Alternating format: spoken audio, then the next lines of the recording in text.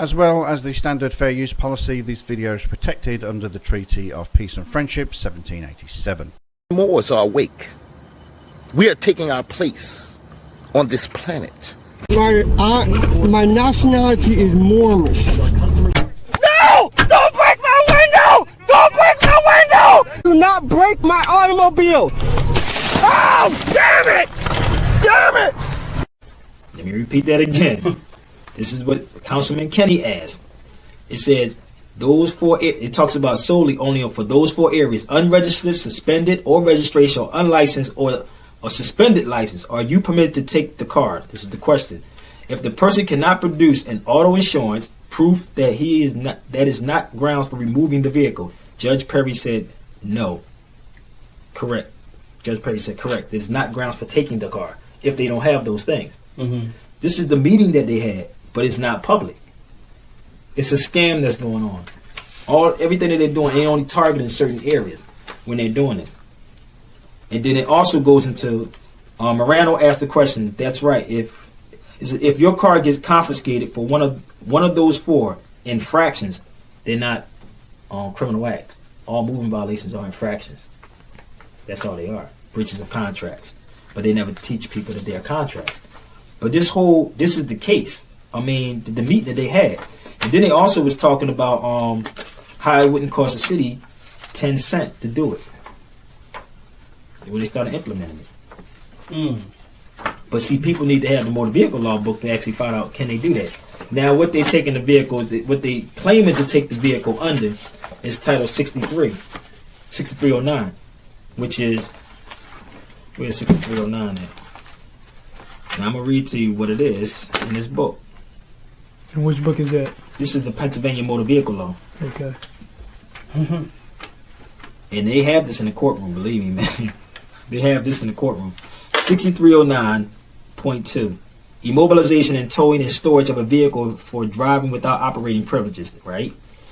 And then it goes on, if a person operates a motor vehicle or a combination on the highway or traffic ways of this Commonwealth while a person's operating privileges is suspended, revoked, or canceled, recalled, or disqualified, or an other person's is unlicensed as verified, appropriate law enforcement officer in cooperation with the department, the law enforcement officer shall immobilize the vehicle, and appropriate judicial authority shall be notified.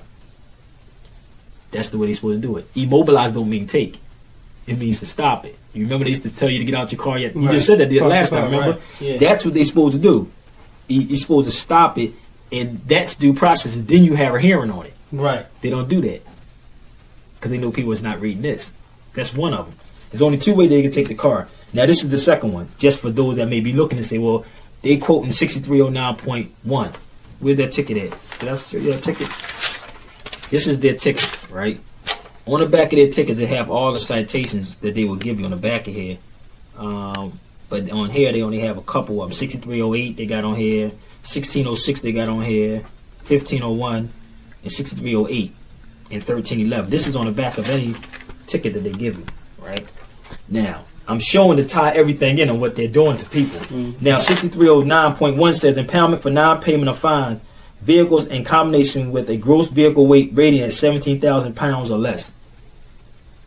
How much a car weigh? That sound like a truck, don't it? It sound like a truck. It says a weight of 70,000 pounds or less. So which one are they charging people? Then there's another one, 6309 period. So when they give people tickets, which one are they quoting? 6309.2, 6309.1, or 630.9? So the other 630.9 says impoundment of a payment for non-payment fines for vehicles combination gross weight rated at 17,001 pounds or more. Don't no car weigh that much. That's a tractor trailer or a truck or a bus or something like that. It has nothing to do with your private vehicle. Most of those motor vehicle laws is referring to commercial vehicles. Right. And this is why I had this set up over here, because in this is from a law dictionary, and it talks about motor carriers, and it talks about the city having the right to regulate the streets by motor vehicles for hire, and the issuance of a license being permission. This is out of a law dictionary. And what definition is that from? This is from a Black's Law Dictionary. That's cool. You know, it says the license is a very privilege. The license to operate a motor vehicle is a mere privilege and not a contract property right. So everybody keeps saying it's a contract. It's not a contract. It's a contract property right. So I issued it to you so you can work for me. So that's how I become the privilege or the permission. Because now what am I doing? I have to give back to the roads when I tear the road up. So that's why you pay the tax. So you know the license is nothing but a tax. So now if I'm using the road to tear up the road, I have to give something back to the city. Because of that weight. Exactly, because you tearing up. Now watch who's violating this every day. You got cops sitting on the pavements, laziness, sitting there clicking lights, and if you see them pull up on the pavements, they supposed to pay all that. They supposed to have licenses, but they tell you that you're supposed to have it, and they're taking people's property without due process. And there's like many case laws, man, that I have on that. Where's that case laws at? And it talks about did I bring it? I believe I left it home. And it talks, I had an attorney, actually a prosecutor, ex-prosecutor, and was giving me some case laws how they couldn't take the car without having a hearing.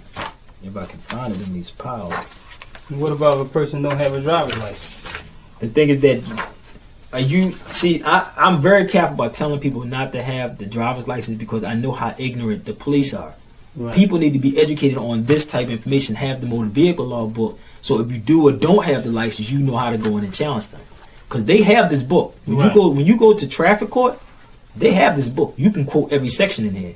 And actually, it has by definitions inside. It has definitions in this book also. And now, I'm just run off a couple of definitions they got. It says passenger. A motor vehicle except a motorcycle designed primarily for the transportation of persons designed for carrying no more than 15 passengers. This is passenger vehicle. You're just not going to see the definition of regular passenger. Passenger vehicle, what do? They pay fare, don't they? It's a commercial activity. You won't see regular passenger in this book.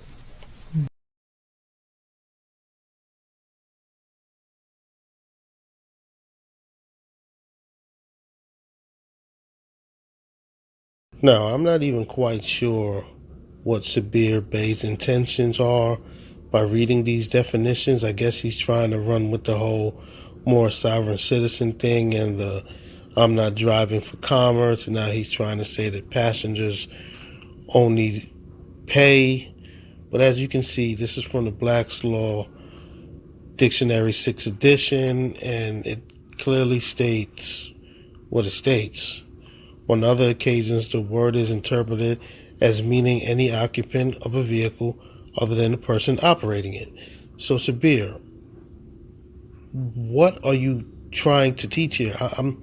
I'm like totally lost. You're clearly trying to go down the sovereign citizen route, but the problem is you're reading from old, ancient books, and your understanding of what you read is lacking.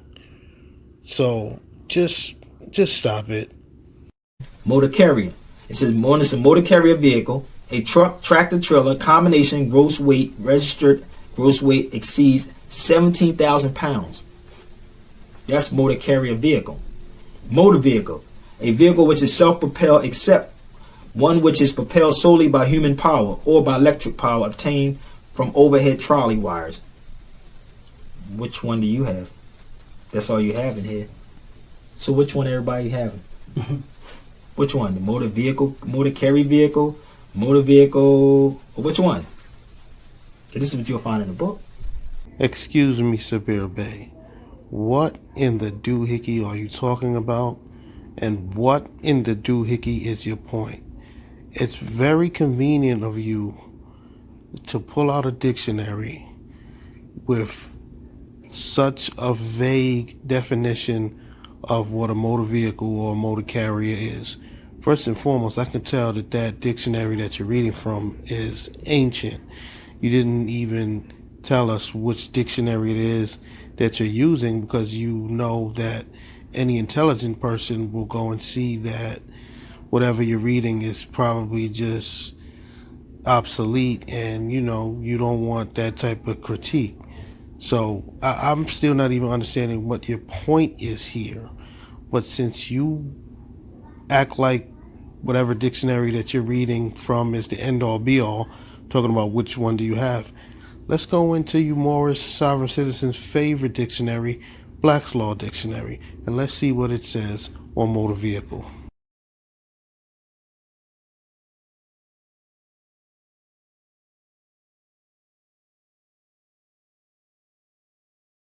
Okay, Sabir, so here you have it. Next time you try to do a lecture in a class like this, you need to bring more than one source. Because you bring a source that only supports your Moorish sovereign citizen stuff is absolutely ridiculous. Why are you trying to teach people to be sovereign citizens? Because that's all this is that you're trying to do here. You're trying to teach people that they can drive without licenses and they don't need insurance and the vehicle is this and that and personal conveyance and passenger. Stop it. The sovereign citizen stuff only leads to ruining people's lives. So don't think that these attorneys, these judges, they don't know this, because to be a judge, I know in the Commonwealth, you have to study Title 75, Title 42, and Title 18. And that's why you need to be a judge? Yeah. The administrative judges, traffic court. So they have to read this book. So if I'm sitting there and I know this, and that's why I couldn't be the judge. I mean, I would have this book sitting there and be like, wait a minute, let me analyze this for a minute. No, they don't have that. They don't have this. Okay. Dismissed. Not guilty. See? But now, we were just talking about liens, right? He even talks about liens in this book. It says, owner, a person other than a lien holder having the property right and a title to a vehicle. Other than the lien holder. Because you could have your wife being a lien holder and you could be the occupier. But now, if they were to take your car, they have to contact the lien holder. They can't sell the car without till the lien is released. See, it's interesting. Just like they can do it on your house. If you owe a water bill, they can put a lien against your house. Can't do anything, right, until you satisfy the lien, right? Same thing you can do with your car is to put the lien against the car, and they have to contact the lien holder in order to release the lien. So you could say the car can be worth, let's say, $3,000. You can say I want $10,000 for the vehicle. Now what happens? You're setting yourself up to get compensated for your property being taken. That's how you set it up. Excuse me, Sabir Bey, but what in the doohickey are you talking about? Everything that you just said in that last statement is absolutely incorrect. If what you are saying is correct, where if somebody is a lien holder in yours and other particular situations, these Moorish Americans will be the lien holders. They the ones that put liens on judges and courthouses. So in your scenario, you're saying in order to sell a piece of property, they have to contact the lien holder, which is 100% fraud. You're wrong, because these Moorish Americans put liens all over the places, and they're not contacting them before they sell the piece of property or whatever it is that they're trying to sell. They just simply get the fraudulent lien removed. It is that simple. Once you find out that a Moorish American, a Moorish sovereign citizen has put a lien on somebody or a building or something, they get said lien removed. So the way you just explained it is totally false, and you're giving these Moorish sovereign citizens false hope to go out there and commit a fraudulent act by putting false liens all over the place on people that they're in opposition with. This is ridiculous. You need to stop it. It's very simple. So that's why I said, whether we have the license or not and don't have the license, they can still never have jurisdiction. It's because the ignorance of the people, they don't know. Rather, I know where I'm at and I know who I'm dealing with, so I can deal with or without it. So what we got to do is start exposing that. And these people in traffic court, that's why sometimes people go to Philadelphia traffic court, they get, as soon as you get out of traffic court and move it to common pleas court, they throw the case out. Because some people may tie it up. See what I'm saying? They may tie this up and have it going on and on. Because I used to go in the courtroom and quote every section out of the book. And they used to have, I know the DA for PennDOT, they carry a yellow one, but it's the same book. So I will quote every section in here inside the court, because now we are in a court of records. Traffic court is not court of record, so they can say what they want to say. It could be a stenographer, it could be a tape. So usually that's why when you go to traffic court, they can say what they want to say. Shut up, what? Guilty. So when you go in there, say, I want an appeal. I don't even want to be in here. I want an appeal. I want to get it moved to common pleas court. I want to get it moved to common pleas court. Get it out of there. So now what you're doing is setting up so you can ask these type of questions. So we can say, look, you're in total violation of the motor vehicle law. And then, like I said, they're betting on 99% of the people not having this book. Yeah, and people are not really taught this basic understanding, because most people don't understand. They just think it's law. Yeah. And never really read up on it. If you think about it, though, it is a statutory law, but it's not law. What you talking about, Willis? See, it's the law. This book right here, and this is just for me, just talking even to like the state police. They know that something's going on. They know about the city. They know that the city, and that's why I said people really need to start researching all this stuff and charging people under the RICO law. Everything you need is on the certificate of title. On the title. And actually, this is old because this is out of taken from the motor vehicle law also. This is, where's the front part of this? This is, what this says right there? Come on, man. From where? Where from? Motor Vehicle and Bureau of Driver License. Okay. So this is their book, right? So this is their definition. It says lien. It says a lien. Security enters in a vehicle to secure unpaid debt owned by the owner to the lien holder. Lien holder, a person holding a lien on a vehicle.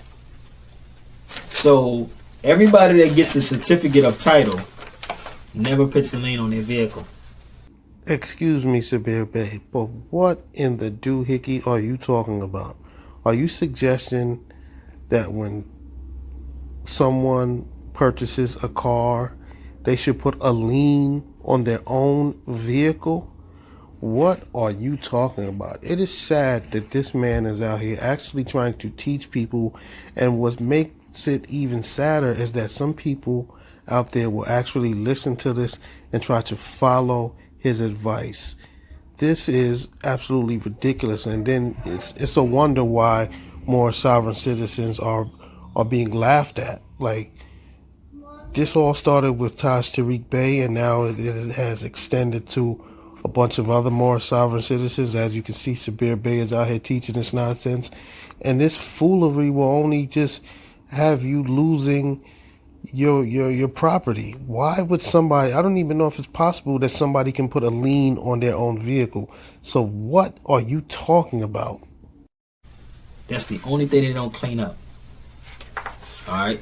And this is just some stuff that I put together as far as as far as people who wanted to actually have this, because I gave this out, this was a while ago. And this talks about absolute title, but it talks about title to land. It's just little small stuff that I put together. So you need to put a lien on yourself or against your property. Your property? Yeah, you got to claim it. Oh, and claiming is with a lien? Yeah, the claim is the lien. That's why I was showing the certificate of title. On the bottom of every, I don't care what state you're in, on the bottom of the title, it always says lien holder and a component. What happens, you got to look up every word to actually find out what they're talking about. But nobody does that. And when you get a title, we always fill out the back part. But I know in Pennsylvania, on the back of any certificate of title, it says, if you're not a registered dealer, section D on the front should be filled in. If you grab a title, you'll see it on there. It's right there. But nobody fills out the front. So now what happens, you're committing fraud now by saying that you're a registered dealer. And you're not a registered dealer. So, like I said, they're betting on you not knowing none of this information. But I got my book is kind of beat up, but this is Title 75. Dang, this book is done. You looking? Any questions, man? Anybody? Tell them about the all caps on the driver license. Oh, we ain't go there, man. That's another story, though. That's commerce. That's they wouldn't even get there. Like you always say, they'd be like, huh? What do you mean? That's a grammar thing right there. He's talking about the all caps on your driver's license and birth certificates, because they're not really talking about you. They're talking about it's commerce. You know, that's all it is. Wrong. But people got to get the basic fundamentals, because we have an issue of not what we have on a license, it's what they're doing to the people by taking their property. That's what we're talking about. Like the bogus, I mean, like you were saying, Dave, the stuff that's going on in traffic court, like, I go down there, man, I'll be like, gosh, if they just knew what is going on, and they run them through. They got the you know, your license suspended, no problem, come on over here. Yep. You know, instead of start complaining to the state attorney general. All right, here's the definition of a dealer. It says, it got two definitions too, of driver, and it has dealer. It says a dealer is a person engaged in business of buying and selling and exchanging of vehicles. That's a dealer. So now, if you read it, it says, if you're not a registered dealer, section D on the front should be filled in. So they have you signing up on the things that don't really have anything to do with you. Yeah, because what happened, law is based on consent. So if you consent to it, that you are a dealer, they really can't hold you to you, but you can get them on fraud, because they're committing fraud against you, and there's no statute of limitation on fraud. So what happens is that when you fill it out, you're telling that you're a registered dealer, and you're not. So that's how they get you. So you should always fill out the front part of the title, which is here. Always fill this part out. This actually, I think this was mine. This was mine. So this was mine, and I got it notarized right here. Mm-hmm. And what happened, I had the interest in the vehicle. So now, if they was to take the vehicle, I could charge them under racketeering. I say it again. Theft of a motor vehicle, which is in the crime codes, Title 18, talks about theft of a motor vehicle. You taking my car off the street. This is how you can tie them up, but nobody takes that level. So we go to an attorney. The attorney stop you from even going to that point. Oh no, we work something out over here. We'll do this. We'll do that. They're stopping you. And what happens? They do more damage to our people in general, than any good, because they're not telling people this. But we'll kick out $2,000 just to beat a case that probably is $200. But you're spending more. It's like a cycle.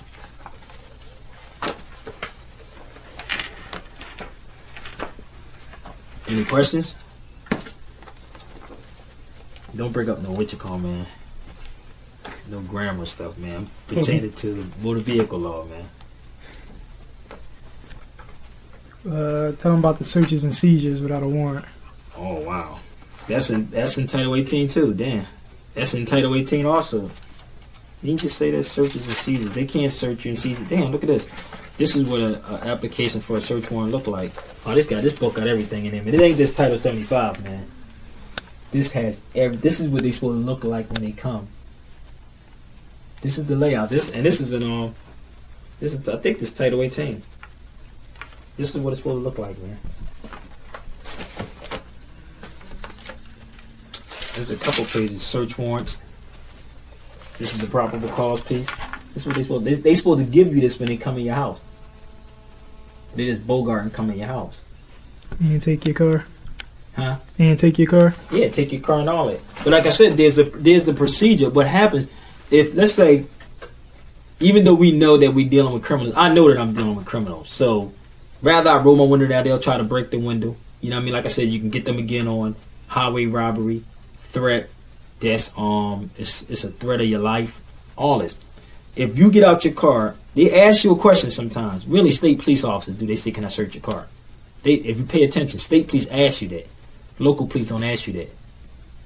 See what I'm saying? But people don't know that you can say, "Hold up, man, you can't search my car." Right. You know what I mean? But I tell people that even though I know that they're gangsters, that's why I say get a tape recorder, get on the phone with somebody, start recording it, sit it between your seat. All these different things that we can start doing to protect ourselves, because they're a total violation. Myself, I tell people to get on the phone and call 911. Say, could you hold on 1 second, please? Have somebody's going to pull me over. You know, they look like the police. They might be undercover. I'm kind of scared. They behind me. Could you stay on the phone with me? I put the joint on speaker and all that, Jack. I'll be like, hold on 1 second. Boom. I have 911 on the phone with me right now, so I just want to know what's going on. First and foremost, Sabir, What you just said is one of the most ridiculous things that I've heard in a long time. If a police officer pulls you over, you're going to then get on the phone and call the police. So the police officers are pulling you over for one reason, and now by you jumping on the phone, you're now operating a motor vehicle while using a cellular phone. So that's another offense. So you're just making things worse for yourself. Now, when they see that you're on the phone with the police, all they're going to do is hang the phone up. So that tactic is a no-go. It literally makes no sense. You're going to call the same people that are actually pulling you over. That is the dumbest thing I've ever heard. So now, if what happens if they grab your phone, what they going to do? I already told you what they're going to do.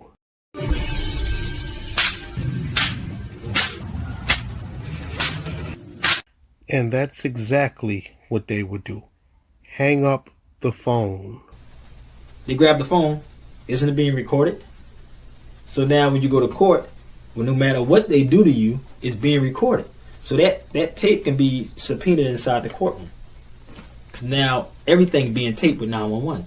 So you can say, I want that tape to be subpoenaed. Somebody taped it. But you also have a backup too. Have a tape recording if you see.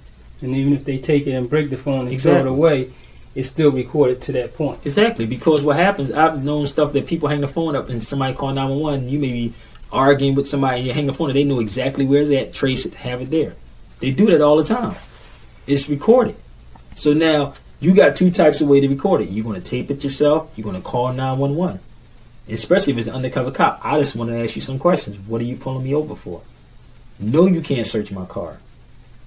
See what I'm saying? They can get in so many jams right now because people recording everything. Now, you got the police that's got the cameras in the car now. Record. I just seen them pull this girl off a bike, you know, and she's riding on a pavement. And they pulled off a bike. Now, the camera in the car is taping all this. It's catching it. Somebody took it and put it on YouTube. Didn't they make a policy in Philly where Mayor Nutter said people could just search you if they can stop you and search you if they think that you have something? They can't. He was trying to do something. See, the thing about it, he cannot do that. That's not law. It's not lawful. See what I'm saying? Nutter cannot, and when you study the Home Rule Charter, Nutter cannot do none of this stuff. That's not the mayor's job. The mayor have to go coincide with the state constitution, which he took an oath on, the governor. Then from the governor, you're dealing with the Supreme Court, you're dealing with the Constitution. Nutter can't pass. He can pass resolutions, which is not law, and ordinances is not law. Neither one of those things are laws. That's the only thing that Nutter can do. And he can only pass it, any city can only pass those things pertaining to the municipalities. So now, if you're saying you live within a municipality, you live in the city of Philadelphia or in the city of wherever you at, you're subject to the rules, regulations of the ordinances. But people know the difference. They say the city of what? Well, I don't live in the city of Philadelphia. I live in Philadelphia County. Which one? So, why is this here? It don't say city of Philadelphia, do it? It says Philadelphia County, doesn't it? So what's the difference between the two? Sabir thinks he has a gotcha moment here. Excuse me, sir. There is no difference between the two. See? So they have to coincide with what the state says. So there's a difference between the city of Philadelphia and Philadelphia County. Two differences. This guy is fucking stupid! So even this, and this is from, One is a corporation. Exactly. This is the procedures of sales of a motor vehicle. And this is what they do right here. They talk, a notice shall be sent to regular mail with a certificate of mailing and also by certified mail return request. It's before they sell your car. This is what they do. And they quoting right here 6309 and 6309.1. So I showed you the two, 6309 and 6309.2.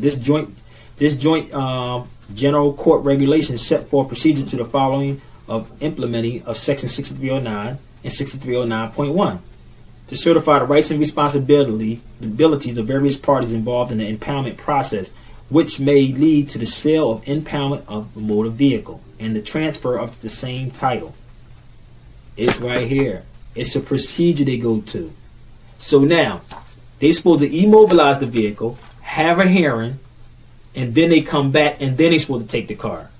So what they're doing, they're automatically taking the car, holding the car for ransom and making you pay ransom to get your car out. They're the ones that's in total violation of this, not you. There are people feeling guilty. Oh man, I gotta go down there. I'll be like, yo, y'all don't get it. Buy some books, man. Spend some money on these books. This book is about $60. You can save yourself probably $200 or $300 if you bought the book and just put your head in the book and it's better. Wait a minute, and stir up so much inside these courtrooms. You can literally, it's Moors that we used to walk in there with their books. I didn't put so many people onto the book. Say, let's buy the book, no matter what state you in. You're in New York, buy the motor vehicle law book in New York. And where you can get the book from? Gold's Publishing. I think they changed the names. Gold's Publishing is G-O-U-L-D though, the way they spell it. But this one is from 2002. They don't change. The books don't change. I believe it's this year. I think it's yellow, if I ain't mistaken. But it don't change. The section is still there. You can even go on the internet and find it. You know, you can go on the internet and look up 6309 Pennsylvania Motor Vehicle Law, Title 75. You can go through all these, these things to say, wait a minute, what are they doing? What do they mean by lien to a car? What do they mean by the registration to the car? Depositing waste on the highway. Wait a minute, that don't make sense.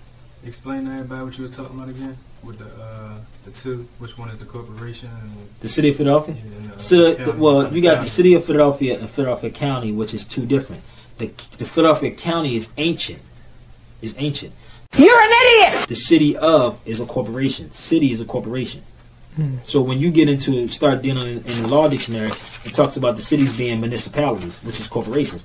That's why you have municipal police, the municipal trash trucks. If you look at their tags on their car, it all says municipalities on the back of them. It's like it's a city within inside of a city. It's like it's a state within inside of a state. But one is basically a corporation. That's why you hear them say Pennsylvania State Police and State of Pennsylvania. You're talking about two different people. So, do you live in the city of Philadelphia or do you live in Philadelphia County? So, if I live in Philadelphia County, which is the ancient, how could the city of Philadelphia have jurisdiction over me unless I contracted some kind of way with the city of Philadelphia? So now I'm subject to the rules, regulations, and statutes of the city of Philadelphia, but I don't work for them. How did they contract into that? Signing anything from the registration card to saying, I could put a paper in front of you and say, do you live in the city of Philadelphia? And somebody will put down there, yeah, I live in the city of Philadelphia. We'll sign it. And then they shoot it out.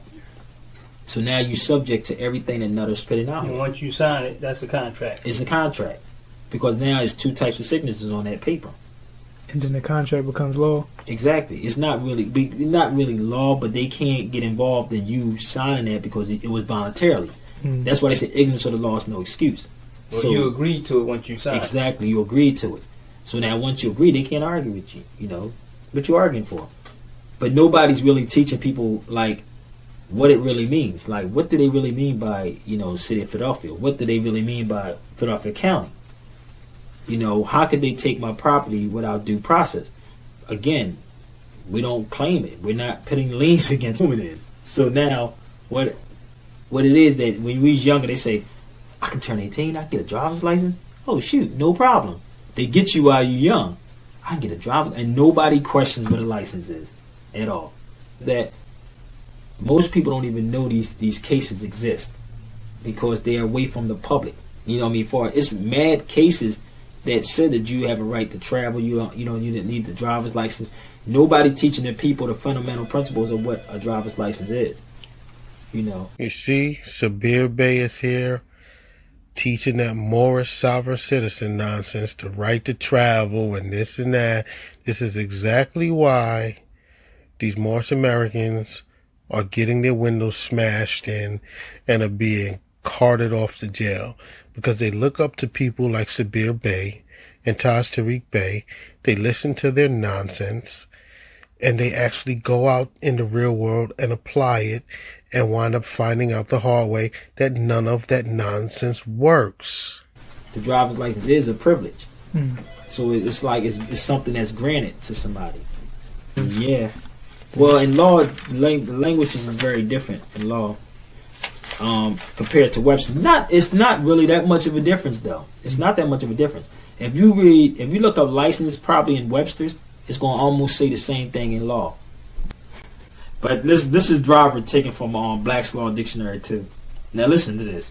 It says a driver is one who's employed in conducting and operating a coach, carriage, or wagon, or other vehicle, or horses, or mules, or other animals, or bicycle, tricycle, or motor car, though not a street railroad car. A person actually doing driving, rather employed or by to drive or driving his own vehicle. What do they mean by that? If I was a hack or a person that's employed, I can use my car for a hack. I can be a taxi driver, which is nothing but a hack, but I'm picking up passengers. So it's a driver's number one. It says one who's employed. So if you're employed, I could be driving my own vehicle to transport people, like a chauffeur. That's what it is. So if you're conducting any kind of business like that, yes, you become a driver. And then you have passengers, because now passengers pay a fare. This is what the motor vehicle law said. So, but if you're not operating in a... You need not have one. Okay. You need not have one. Yes, I said it, until they go do the research on it, because they might be looking at it and say, wait a minute, this guy's telling people to go out there not have a driver's license. No, I said go out there and go research this stuff. Yeah, but you also said you need not have one. After reading the definition of driver in the dictionary, you see it says something about someone being employed. The thing that you're overlooking is when they're talking about being employed, they're talking about doing an actual act. You are employed in driving. The act of driving is what you are employed in, and it doesn't mean actually working. So you're pretty much giving out bad advice. You're telling people that they don't need a driver's license to drive, and the advice that you're giving is going to be ruining people's lives, because you do in fact need a driver's license to drive. That is a fact. That is non-negotiable. But this is driver taken from Black's Law Dictionary too. Now listen to this. It says a driver is one who's employed in conducting and operating a coach, carriage, or wagon, or other vehicle, or horses, or mules, or other animals, or bicycle, tricycle, or motor car, though not a street railroad car. A person actually doing driving, rather employed or by to drive or driving his own vehicle. What do they mean by that? If I was a hack or a person that's employed, I can use my car for a hack. I can be a taxi driver, which is nothing but a hack, but I'm picking up passengers. So it's a driver's number one. It says one who's employed. So if you're employed, I could be driving my own vehicle to transport people, like a chauffeur. That's what it is. So if you're conducting any kind of business like that, yes, you become a driver. And then you have passengers, because now passengers pay a fare. This is what the motor vehicle law said. So, but if you're not operating in a... You need not have one. Okay. You need not have one. Yes, I said it, until they go do the research on it, because they might be looking at it and say, wait a minute, this guy's telling people to go out there not have a driver's license. No, I said go out there and go research this stuff. You know, go buy the motor vehicle law. Now, this is talked about the encumbrance on a certificate of title, right? And remember, I told you this is on there. It says the term encumbrance has the distinguished from, and considered to be broader and more comprehensive than the term lien. However, the term lien is sometimes used as synonymous with the word encumbrance on the property where there is neither just in re nor rem nor possession of a property. So what are they saying? The word lien is basically an interest in the property, but encumbrance can mean your title to your car, let's say your house, which is land and tenant, because if you read the certificate of title, it's also on it too. It talks about that inside it, but it's always in small print. So read every little small print that you see and look up everything that's on there. Every little small print, and research these things. When I was showing your father the title on registration, they had that thing in small print. People just sign it. Oh man, I own my car. Now I just showed you how you don't own your car. Your registration is not ownership. Certificate of title is not ownership. So how do you own your car? You can never own the car, but you can have interest in it though. You cannot own it, you can just have interest in it. That's all everybody has, you know, they can get interest. You don't own your car, that's why they can take it, do what they want. If that be the case, you'll be filing complaints with the state attorney general about racketeering and, like I said, larceny and highway robbery. Tell them how can they own the car? The lien. You have to put a lien against it. It's on a certificate of title. I just showed two titles. I showed the Commonwealth of Pennsylvania and I showed New York's title. Both of them, it actually will tell you. It's right there. That you got to read, you have to read. Hold the title up again. This one right here. This is Pennsylvania. And where did I do it? New York's title.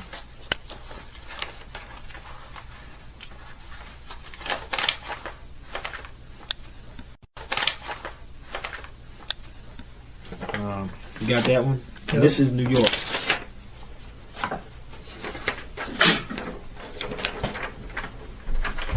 And the viewers can pause it and read it themselves. You have to do your own. You have to do your homework on all this information because. Oh, here you go. I brought it out. I brought it. Oh man, I thought I had this book. Which one is that? This is talking about. Oh, I'm going to run this down. I thought I left it in the house. I found it. All right. This is some footnotes from the case as far as dealing with the car. Okay. All right. It says the operator of a vehicle then has 24 hours to appear before the appropriate judicial authority to produce the required documentation, such as proof of financial responsibility and registration or valid driver's license under Title 75, Pennsylvania Consolidated Statute, subsection 6309.2. Now that's where this is how it's being broken down. The statutory authority to tow a vehicle that is not properly registered contains a 24-hour grace period that allow. Now tell me, do they do that? No.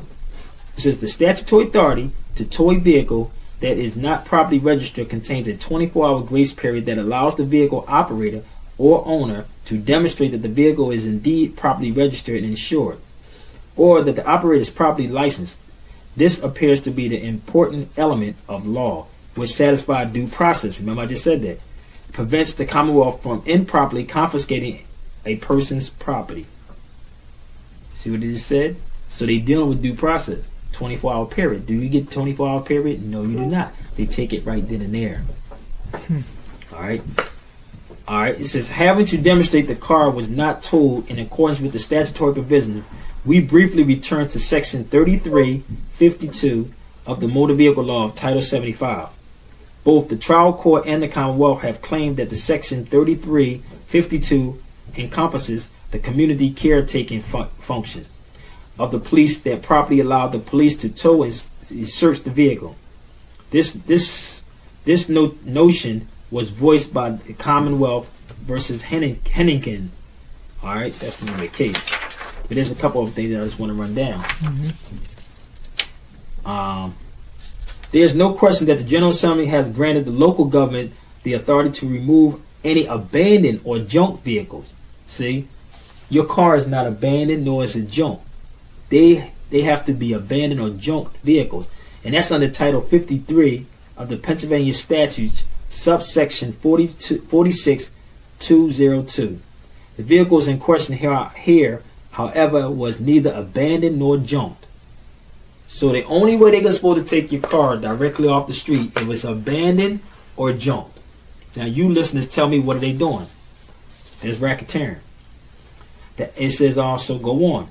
It is applicable throughout the Commonwealth. Thus, Norristown cannot enact neither a local ordinance. Remember I told you about the ordinance. It says it cannot enact neither a local ordinance or issue of a general order that limits the term of general applicable of 6309.2. Specifically, Norristown has no authority to withdraw or alter any of the various due process provisions provided by the legislators in section 6309.2, but which are not found in the general order. So the city cannot do anything that they're doing if the General Assembly said this is what the law is. If the state law says this, this is what the law is. So what is happening? They're taking people's cars, and under what's that section 53 of the Pennsylvania statutes, they're taking it saying it's junk cars or abandoned cars. But they're not taking it under the 6309.3, 6309.1 or 2, which is dealing with due process. You have a 24-hour period. Then you go to court because you're supposed to immobilize the vehicle. Now, the issue here with what Sabir Bey is saying is that he is trying to provide more sovereign citizens with loopholes in the law, so that way, if they know these quote-unquote laws, their vehicles won't be towed right away. Regardless of whether the states are doing things incorrectly, if you Moorish sovereign citizens were driving properly with your cars properly registered and driving around with proper plates and driving around with valid driver's licenses and not these fake Moorish travel cars, you guys wouldn't even have to be dealing with any of this stuff. So learning any of this stuff that Sabir is teaching, this is only for criminals, because any law-abiding citizen doesn't have to worry about, oh, well, the law is that they only are supposed to tow my car within 24 hours. This only applies to the Moorish sovereign citizens who know they're riding around with fictitious license plates, no driver's licenses, and no insurance. So what he's trying to do is he's trying to teach them the law so that way it'll, in essence, buy them 24 hours, because in 24 hours, they still won't be able to produce the proper paperwork to show that their vehicles are registered or that they have driver's licenses. So it really doesn't matter.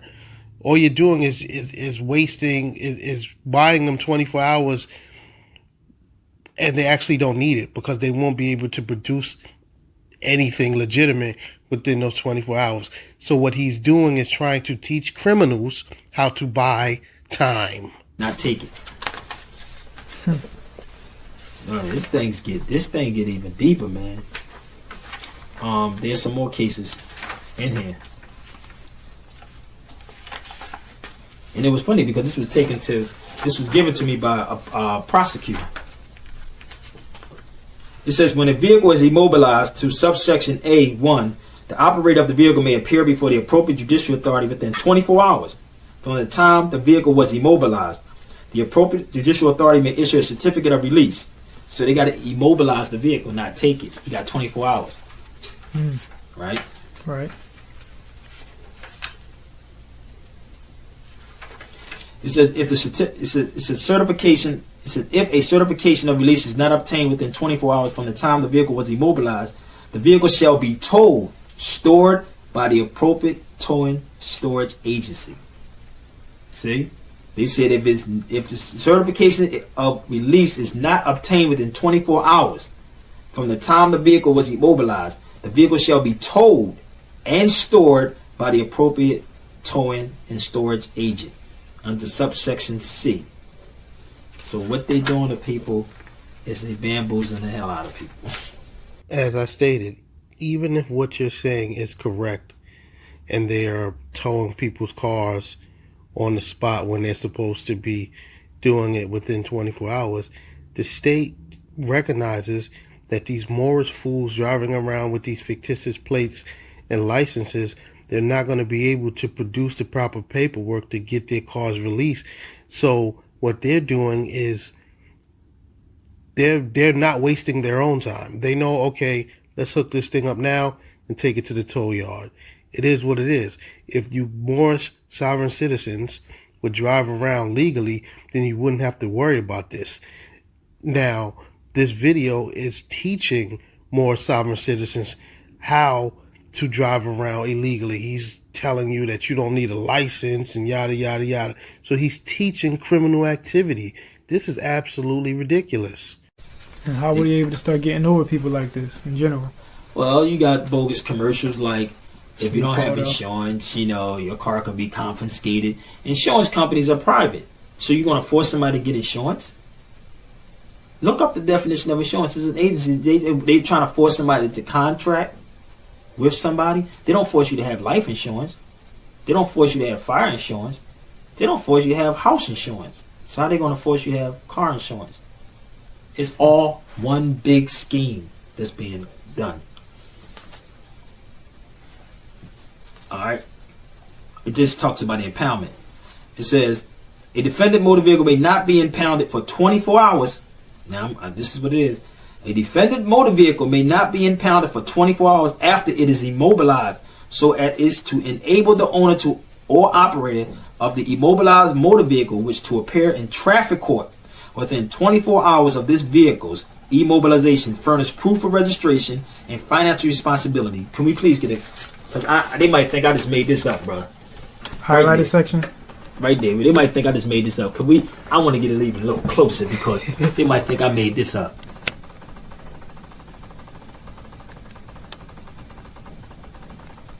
And they can pause it and read it. And go to the top part where it says, where's it coming from?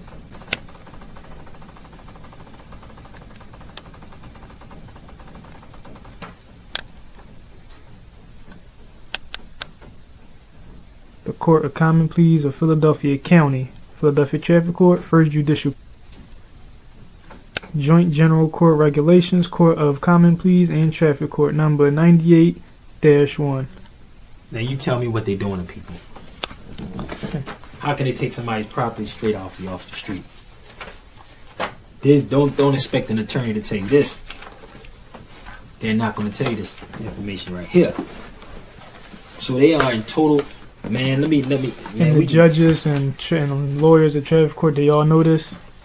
Do they? They supposed to know. You know, they supposed to know this, because that's what they're in there for. Hold up, let me find the RICO law. The RICO law is in here somewhere. What is the RICO law? Racketeering, Title 18. Okay.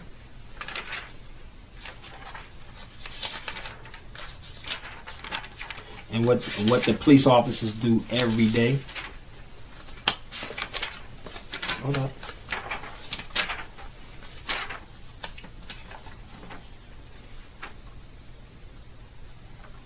I know I got it in this book.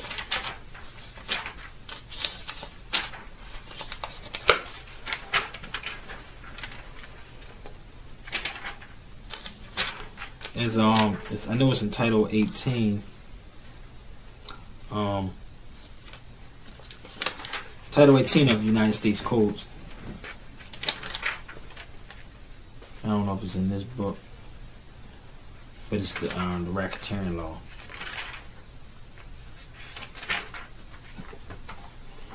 Well, it may not be in this one. I think it's in the book, but it's in here somewhere. I know it is. It gotta be. But the racketeering law is actually basically it's talking about. Oh, here you go. RICO law. RICO law. It says racketeering influence of corrupt organization laws. Federal state designed to investigate, control, and prosecute organized crime under Title 18 of the United States Codes, subsection 1961. Both criminal prosecution and civil action may be brought under the RICO statute. The RICO law prohibits any person from engaging in activities which activate interstate or foreign commerce, including 1. Using income to receive from a pattern of racketeering. And that's what they're doing to people. They're taking people's property and they're getting money from it. Okay. To require an interest in an enterprise. Acquiring and maintaining an interest in an enterprise through a pattern of racketeering. 3. Conducting or participating in affairs of an enterprise through patterns of racketeering. 4. Conspiring to commit any of the above offenses to establish prima facie RICO claims. A civil plaintiff or prosecutor must allege the existence of 7 elements. 1. The defendant. 2. Through commission of 2 or more acts. Isn't it 2 of them, 2 or 3 when they come take your car? the tow truck guy, the other police officer, through the commission of 2 or more acts. 3, constituting a pattern. 4, racketeering activity. 5, directly or indirectly invest and maintain an interest in or participants in an enterprise activity of which affect interstate commerce.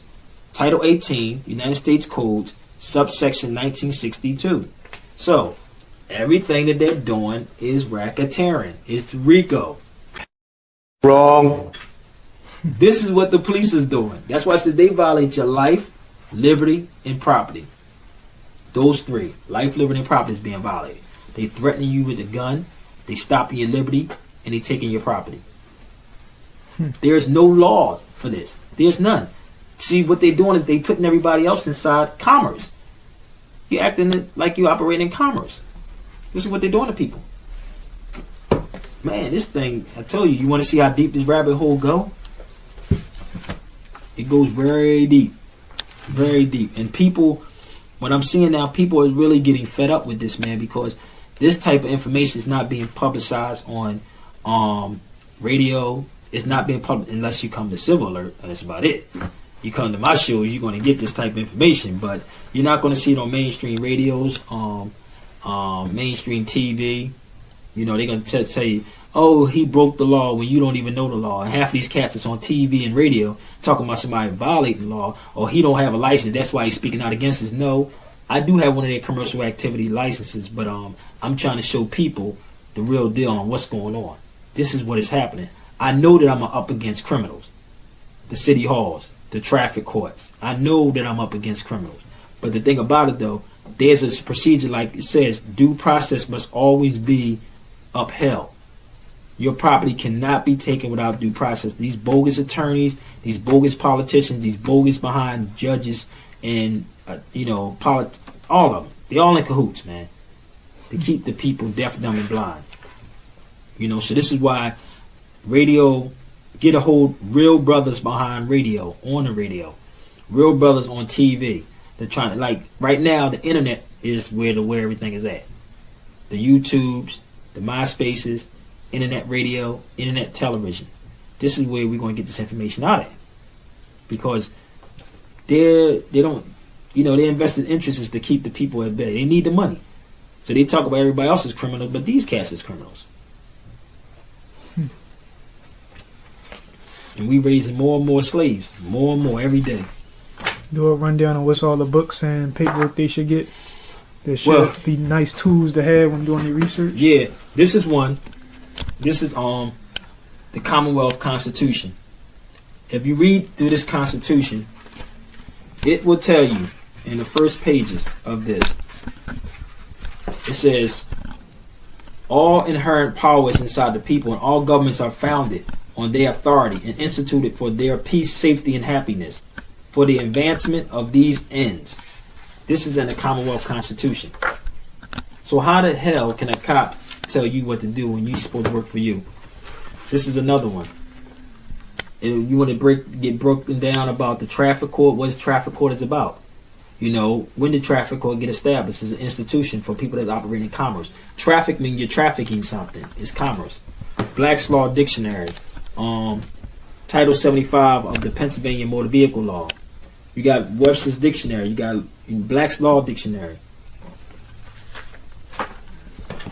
And I'm going to get a close up on this also, because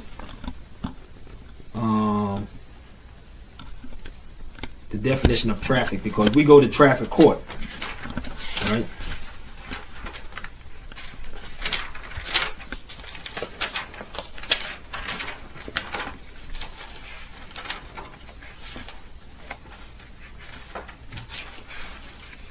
Now let me for everybody that may be looking. See the definition of traffic? Can you get a close up on that? Yep. Commerce, trade, sell, or exchange.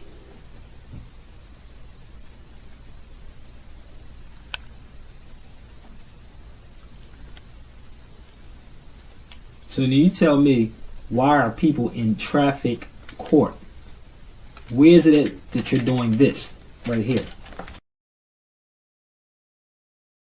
Okay, so what Sabir Bey is trying to infer is that the word traffic doesn't apply to us when we're in our motor vehicles and on the road.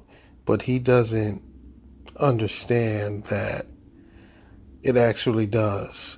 Now you guys see the definitions, you see what's underlined and highlighted, and the part that I highlighted says the passing to and fro of persons, animals, vehicles, or vessels along a route of transportation. So let me paint this picture. If I'm in my house and I plan on going to my mother's house, I'm going to get into my vehicle, right?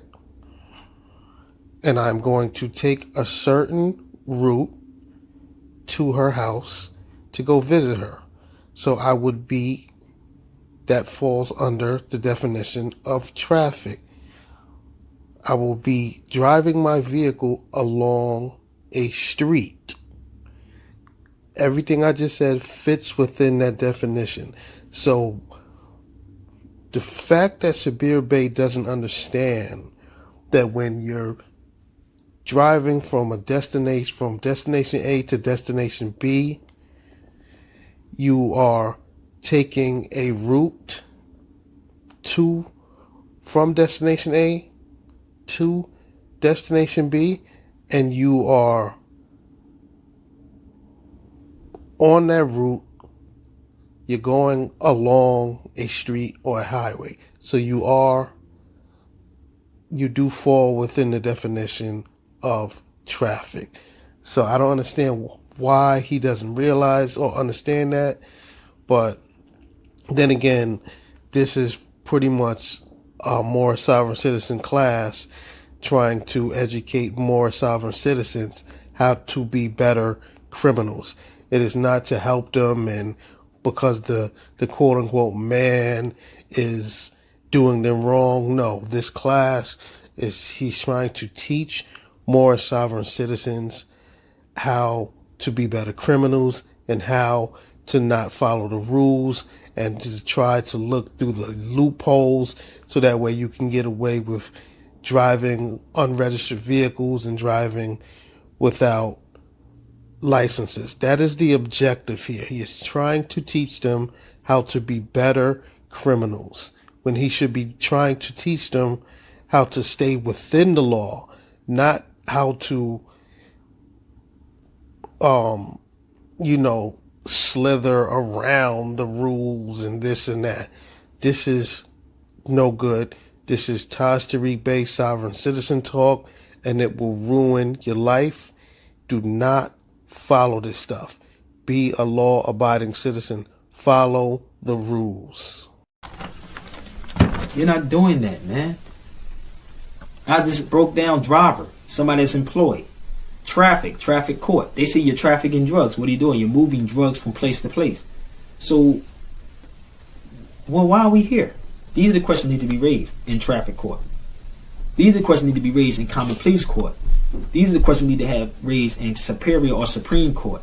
What are you doing to the people on traffic?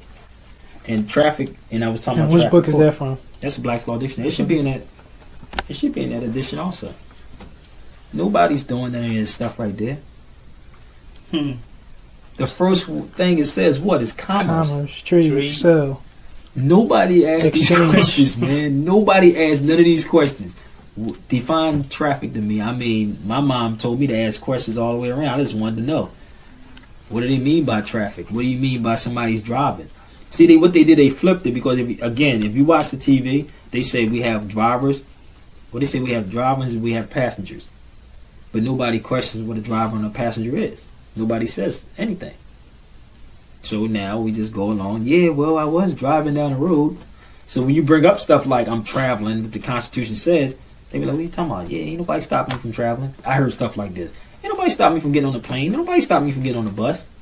This is what smart judges say. They say, ain't nobody stopping me from doing it. No. The Constitution says I have a right to travel. It didn't say which way I travel. It just said I have a right to travel. Yes, the Constitution does say that you have the right to travel. But the thing is, it's the the kicker is the mode in which you decide to travel might be an issue. Now, if you are in your car and you're driving, your mode of traveling would be driving. And to drive, you need to have a driver's license. So if you don't have a driver's license, then that mode of travel is not for you. Therefore, you can walk, you can ride your bike. You're riding your bike can be your mode of travel. Walking can be your mode of travel. Riding roller skates can be your mode of travel. So for you to act as if just because the Constitution says you have the right to travel, nobody is debating that, but it is the mode in which you decide to travel that might be an issue for Moorish sovereign citizens because they don't like to follow the rules. Now, if you want to drive, driving is, well, getting a driver's license, that is a privilege. So if you don't have a driver's license, then you don't have the privilege to use driving as your mode of travel. Now, these sovereign citizens like to say, oh, I'm not driving, I'm traveling. No, when you're driving, you are driving and traveling at the same time, and it's not one or the other. When you look at the gear shift in a car, it doesn't say T for travel, it says D for drive. So your arguments are null and void. So that's what I was talking about. I said, was it something in the Constitution? Exactly. It said you have a right to travel. Right. But the flip side, what they do is to say, we not stopping you from traveling. See what I'm saying? This is how the smart ones go. They'll say, oh, no, we're not stopping you from traveling. You get on the bus, the plane, whatever. We're not stopping that. But I'm not using the way that's the way you're interpreting it. You're traveling in your vehicle. I'm interpreting it that I'm traveling in my vehicle. So you tell me, how are you saying that I'm driving? Excuse me, Sabir. What in the doohickey are you talking about? This is some tomfoolery that you are speaking. It's absolutely insane that this is the brother that is out here teaching people. It's a wonder why all these Moorish sovereign citizens are getting their windows smashed and things of that nature. Like, I just don't get it. I honestly don't get it. First and foremost, you're quoting the Constitution saying that the Constitution says you have the right to travel. And it does say that. But you must not realize that the Constitution was written before cars were even invented. So when the Constitution is talking about traveling, there is no way that it is talking about traveling in a motor vehicle, aka a car, because cars were not even invented yet. Yet you're talking about, oh, well, that's the way I interpret it. I'm sorry, sir. Your interpretation of the Constitution is just flat out wrong. And you're interpreting it wrong purposely because you don't want to abide by the rules. You want to be able to do things your way. Well, I'm sorry, sir. That is not how the world works. You must be an adult and follow the rules. If not, you're going to find yourself in a heap of trouble listening to this man, Sabir Bey, teaching this foolishness, and it will eventually ruin your life. See what I'm saying? Like, if you say I'm driving, define driving to me. I just need to know. Where can I find it at? Can I look it up in Webster's? Can I look it up in Title 75? Where can I look up the word driving at? And the first thing you're going to see when you see drive, you're going to see somebody that's employed. Same thing with operator. Exactly. Same thing. With somebody operating a crane, that's business. If somebody operating an elevator, somebody's operating the elevator.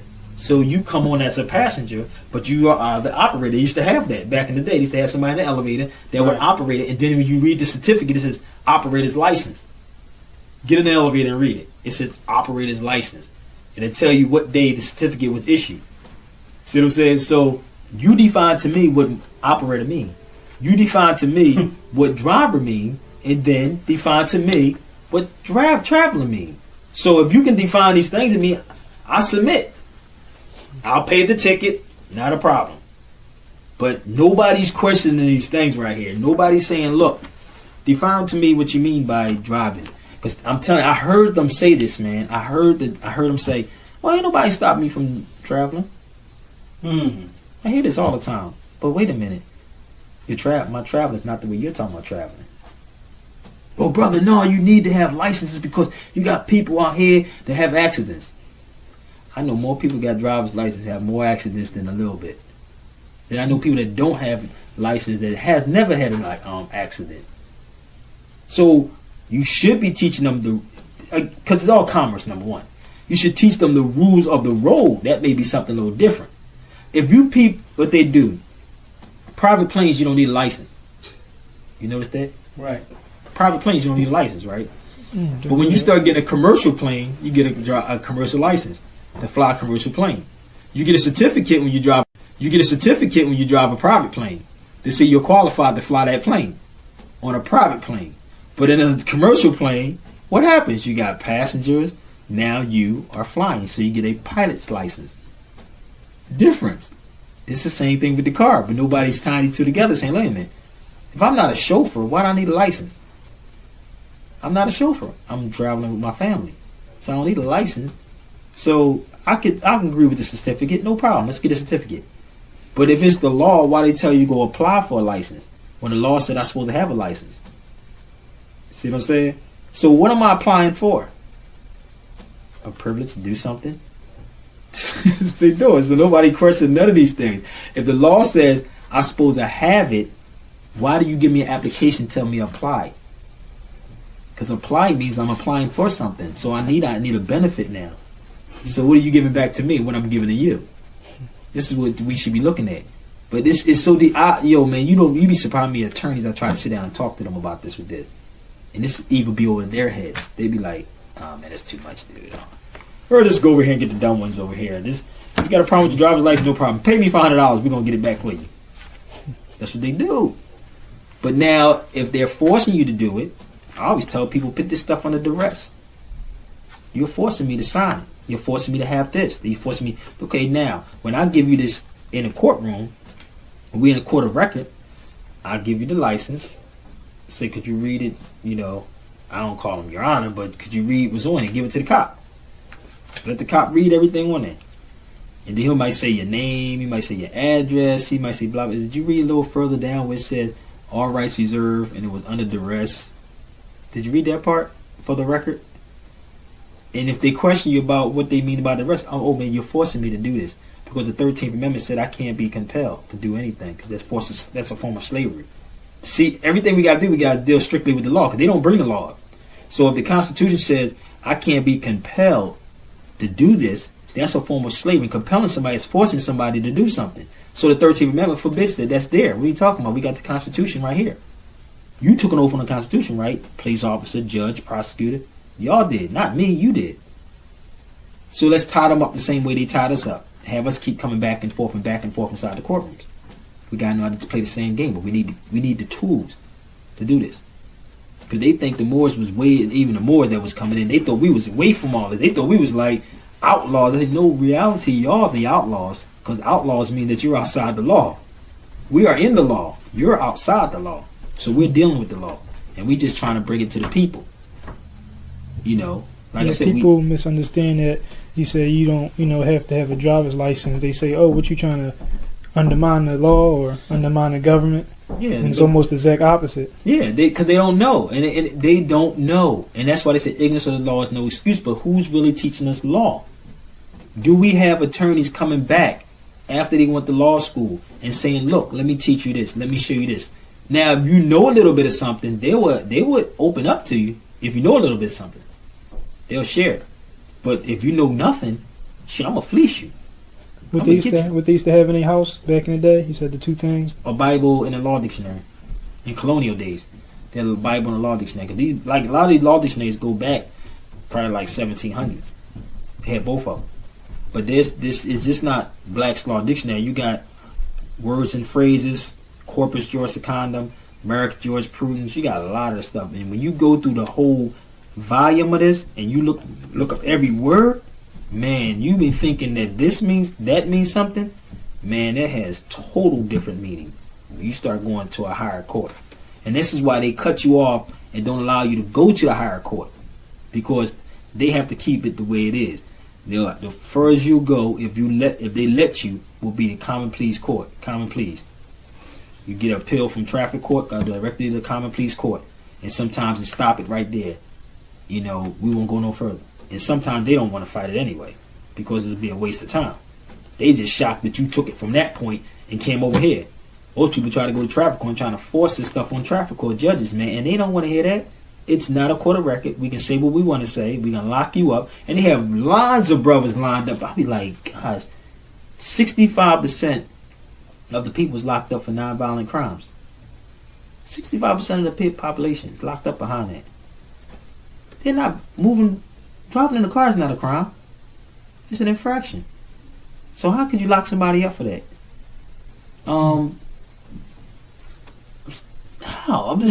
How do you do that?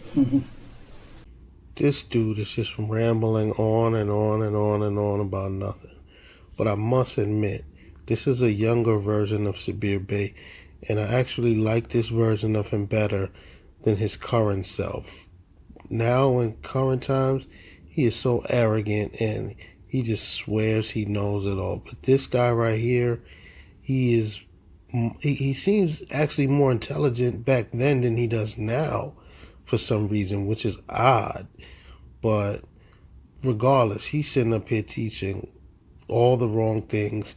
He's trying to teach about law, and his interpretation on things is just wrong. And it's just sad because people are actually going to follow this nonsense and take it out into the real life, and get in trouble listening to this fool. And he's going to be nowhere to be found when they try to contact him to help them get out of the trouble that they got in because they listened to him. He's going to be nowhere to be found, and that is such a shame. It's an infraction. It's a breach of a contract, and if it's a breach of a contract, where's the contract at? Yo, I wish I had we made them, and they still got it on there. They got this ticket. I'm gonna find it for you. 4904. I think it's 4904. In traffic court, they got people filling out this form, and it says unsworn falsification to authorities, right? And in there, it talks about swearing to authorities, like lying to them. And the ticket, they gave the wrong one. They got the wrong one on there. People don't even read it. It's in fine print. And it talks about swearing to authority. I think it's 4904, if I ain't mistaken. Who's swearing to authority? The people?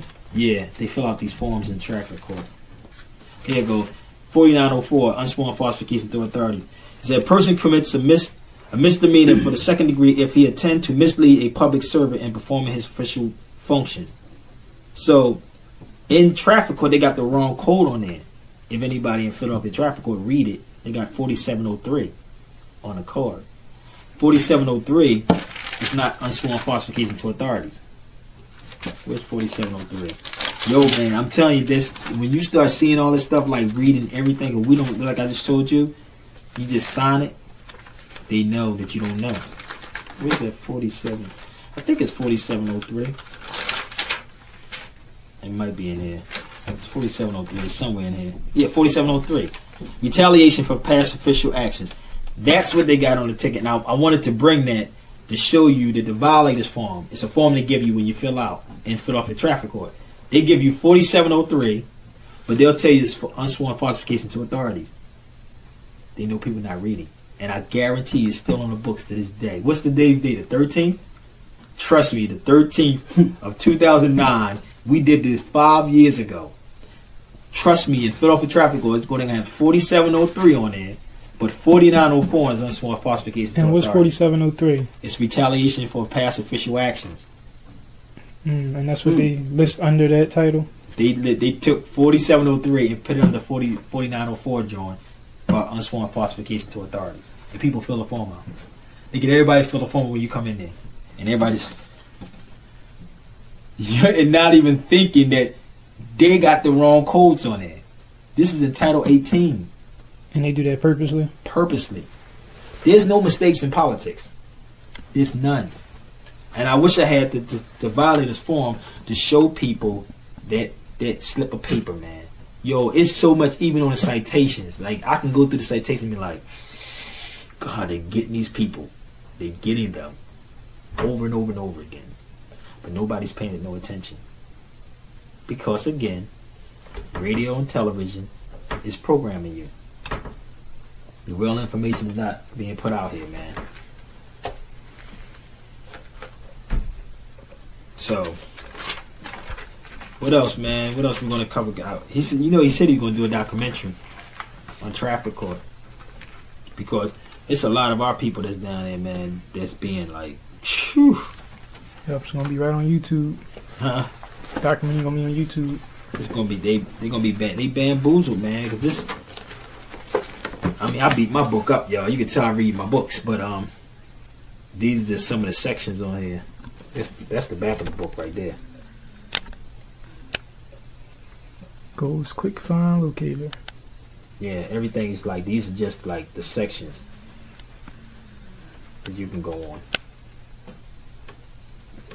But this is kind of beat up. But everybody's starting to carry that book though, because my nephew actually, he went and bought it also, because this book has Title 18, Title 42, Title 75, Title 67, which is the city codes. This is talk about the city codes. Title 42 is judiciary.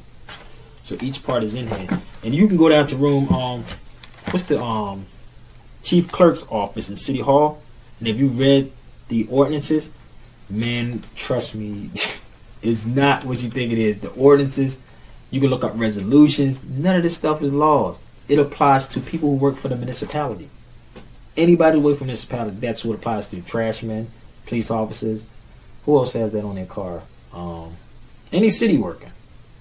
Anybody that works for the city. So you say it's best to take your case to a higher court opposed to traffic court? Yeah, always that, man. Straight from the door. I mean, get it out of that court, man. If you ain't winning, two things they want to know: guilty, not guilty. That's what they say. Are you guilty or not guilty? Either or. You say not guilty, you still got to pay something to even get out of there. What people can do is go directly to the window. I don't know how it's set up now, but you can tell them, I want an appeal from the door. From the door, I want an appeal. They're going to take it, you're going to get it probably 6 months or something like that. And they'll move it from there to common pleas court. But at the same, what they're going to do is give you a form to fill out. Then when you get in there, the prosecutor for PennDOT will be in there. He's going to give you a form. He's going to ask you, are you going to be in pro se? Are you going to be defending your case? I'm telling you, this is crazy. This is how it's set up, dude. You can just sit in courtrooms sometimes and see how they play. They'll give you a form and then say, are you going to be in pro se? And some people say, yeah. I'll be like, no, I'm going to be in propria persona. Not pro se, I can go against you. In propria persona means that I'm in my proper person, and really I'm speaking for myself. So there's a little spin on it. There goes that Moorish sovereign citizen gibberish. I'm in propria persona. I'm in propria persona sui juris. That is straight up Moorish sovereign citizen / sovereign citizen gibberish. Sabir Bey is a sovereign citizen. He is sitting up here teaching sovereign citizen phrases. Like Tajiri Bey, in propria persona sui juris, in proprio heredis, as are all Moorish American nationals. We are both Aboriginal and indigenous to this land of ancient Morocco, Asia, North America, Amexum, also called the North Gate. Some people say, yeah. I'll be like, no, I'm going to be in propria persona. Not pro se, I can go against you. You see what I'm saying?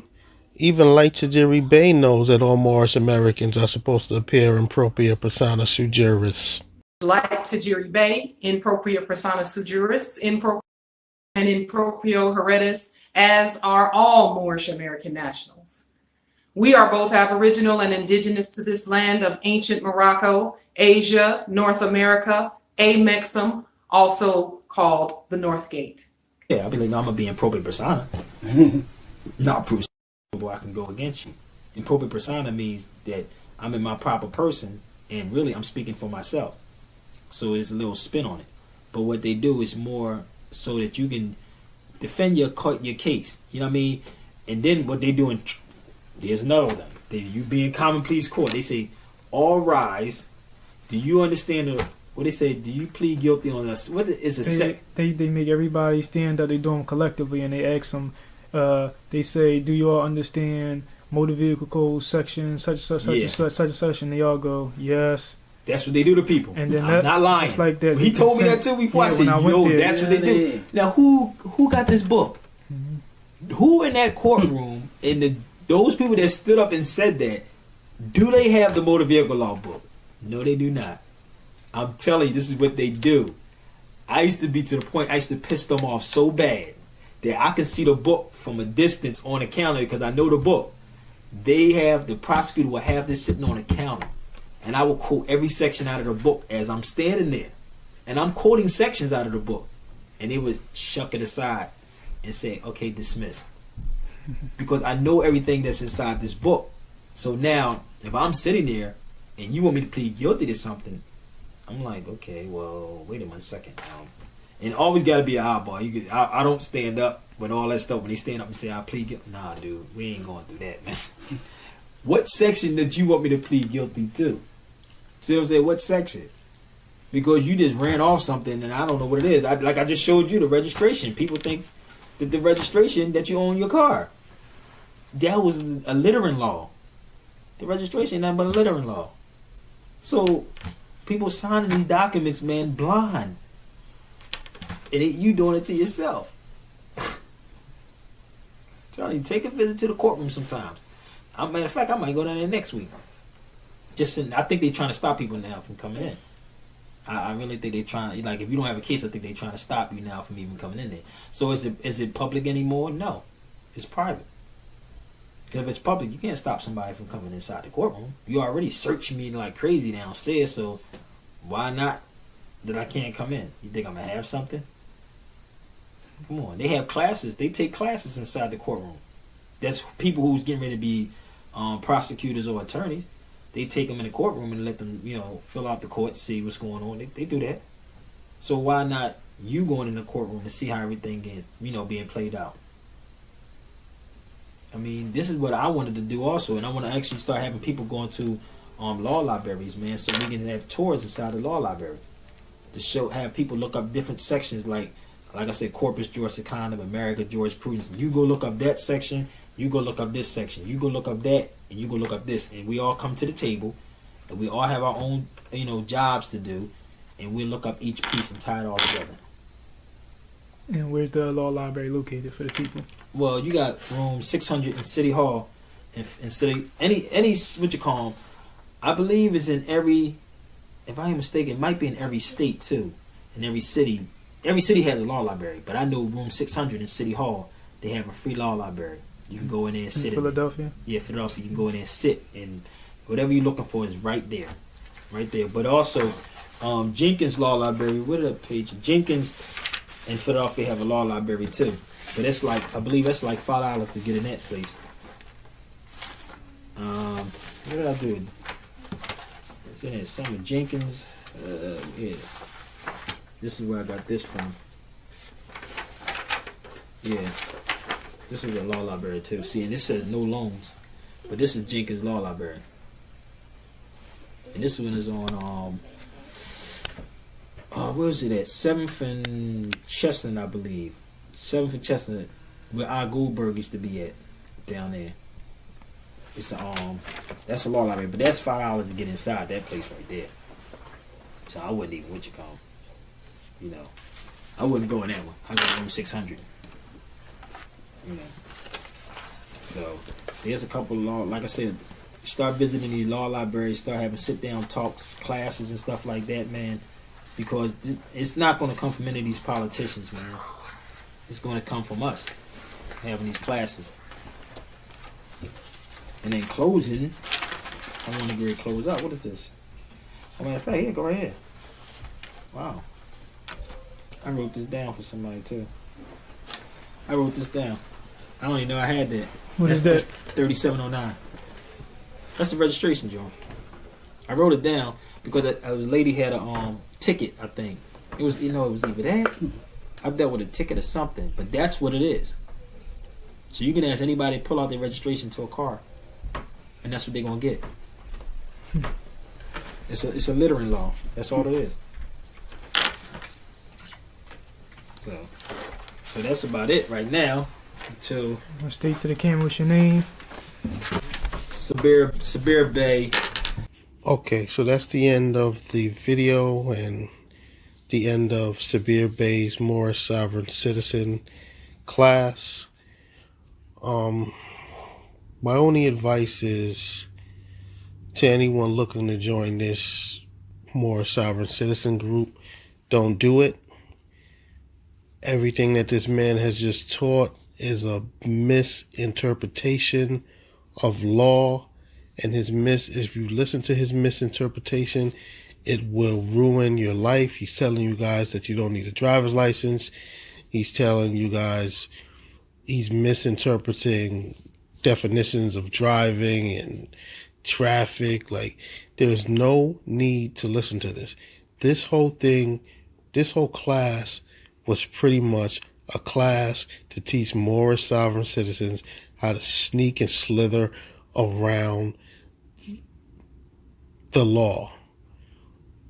Don't do that. Just be a law-abiding citizen, and you won't even need to know any of this nonsense that he just taught. Because first and foremost, almost, I would say 99% of the stuff that he read, he misinterpreted. So if he's giving you the wrong interpretation of what he is reading and telling you that this is going to give you fruitful results in your life, you're sadly mistaken. This stuff will ruin your life. If you listen to him, if you drive around with no license, and if you talk about driving and not traveling, and you're going into court in proprio persona, you're done. You're done. Watch the rest of the videos on this channel, and you will see that none of this stuff works. Ladies and gentlemen, just be a law-abiding citizen, and that's it. That is it. You will need none of this nonsense that he's trying to teach.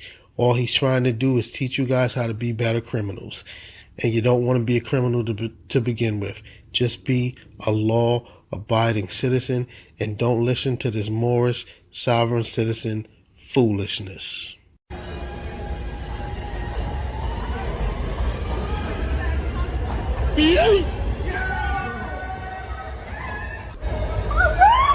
Sit back.